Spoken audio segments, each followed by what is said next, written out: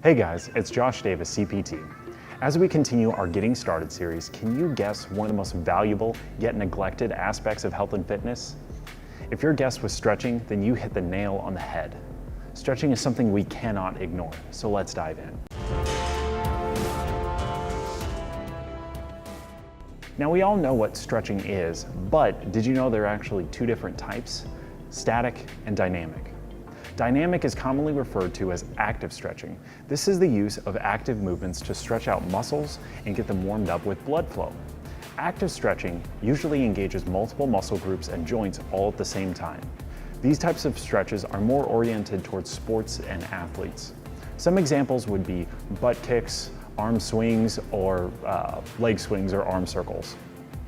Static stretching, on the other hand, is defined as extending your muscles to the end of their range of motion.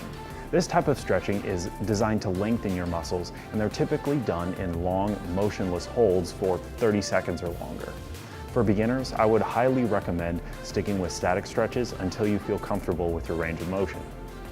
Now, it's very important to stretch all aspects of our body, but I want to focus on three tight issues that I see on a regular basis. Now, our society is continually sliding towards less movement and more sitting, and I myself am guilty as this. Working in IT and playing video games, I'll spend anywhere from 6 to 10 hours sitting on my butt on an average day. Without consistent exercise, focusing on stretching, this much sitting can lead to serious health problems. Now, sitting in a chair with our knees bent day after day, it shortens the length of our hamstrings and hip flexors. When sitting, our hips are tightened, and this can lead to lordosis, which is the increased inner curvature of the spine. On the flip side, the hamstrings are shortened, it will start pulling on your lumbar spine, taking the natural curve out of it. Many clients I've worked with who are experiencing lower back pain was due to tight hamstrings. Once we were able to increase their flexibility, the issues basically just went away. The other most important muscle group to stretch is our pectoral or chest muscles. These attach to our scapulas or shoulder blades, and as our pecs get tight, our shoulders will internally rotate. And in severe cases, this can cause kyphosis or a hunchback. Most commonly, tight pecs can be linked to a lot of neck and shoulder pain, and also linked to a lot of headaches. Before we get into stretches, I want to talk quickly about ballistic stretching. Now, for those who aren't familiar, this type of stretching is essentially taking a static hold and adding a bounce to it. Now, this is extremely dangerous, you should not do it, and it drastically increases the risk of ripping or tearing something. So avoid that at all costs. Now let's take a look at some great stretches that we can do for our hip flexors, hamstrings, and pecs. As a bonus, I'll throw in a few of my favorite stretches for our other body parts too. So let's dive in. For our first of our three tight areas, we're going to look at our hip flexors. Now to stretch out our hip flexor, I'm going to show you two different ways. The first one is we're going to get in a bent down position with our back knee down and our front knee at a 90-degree angle. At this point, you're going to feel a little bit of pull right in here in your hip flexor and your quad. But what I want you to do is lean forward really into that front leg. And then once you get to this part, you're going to tilt your pelvis inwards. So you're going to tilt your pelvis in almost like a small hump, but you're going to tilt your pelvis in and hold it there. And you're really going to feel the stretch on the hip flexor. You think I should take that hump part out? Now I want to show you another variation of the hip flexor exercise that I really like. You can do this off of a table, off of your bed, anything that gets you high enough to stretch out your hip flexor. All you're going to do is get on the flat surface, have your front leg down that you want to stretch. You're going to lean back and just let it hang. Now your foot is going to be your point of contact, and this is going to dictate the tension that's on your hip flexor.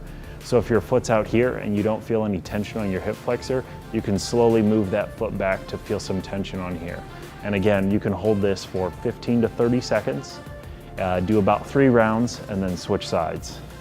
For our hamstrings, one of the most common issues I see is people doing a rounded back while stretching out their hamstrings, looking something like this. While it's not necessarily wrong per se, what it does do is put a lot of tension and strain on your lower back, and having a curved lower back really doesn't do anybody any favors. So from the stand-up position, what we want to focus on is shooting our butt back first and then bending at the knees to about a 120-degree angle. From this point, you can feel a lot of the tension solely on your hamstrings while keeping your lower back flat and happy. Like we said before, anywhere from 15 to 30 seconds with a little bit of rest in between for 3 rounds, you should be good to go. For our third stretch, we're going to be focusing on our pecs, our pectoralis major and minor. Now this stretch is really easy and you can do it with just a wall.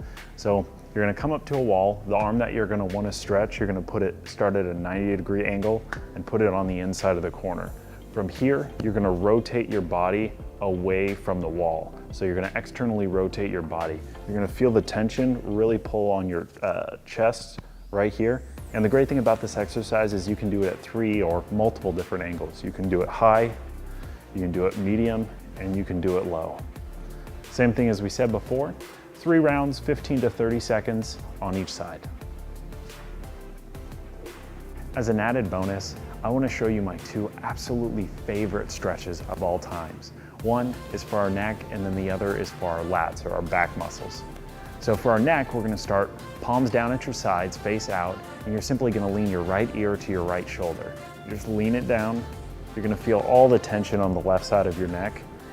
Deep breath in, you exhale, and then you're going to roll chin to chest to the other side. Just relax, reach as much for the floor as you can. You're going to deep breath in, exhale, roll to the other side. Now do that for 10 rounds each side and your neck will thank you. Now for my second favorite stretch that focuses on our lats, we're going to start off on the ground in a yoga pose called child's pose. And that's basically where you're on your knees, sitting back into your heels with your arms out in front. You're going to reach your arm out to the side and put your opposite arm on top of that hand and then sit back into your heels. You're really going to feel the stretch on your arm that's reaching across your body. So hold it here for another 15 to 30 seconds.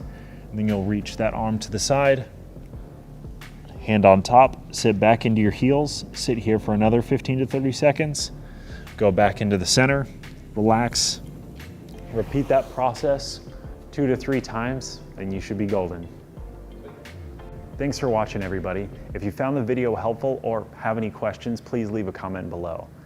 Have a joy-filled, blessed week, and we'll see you next time.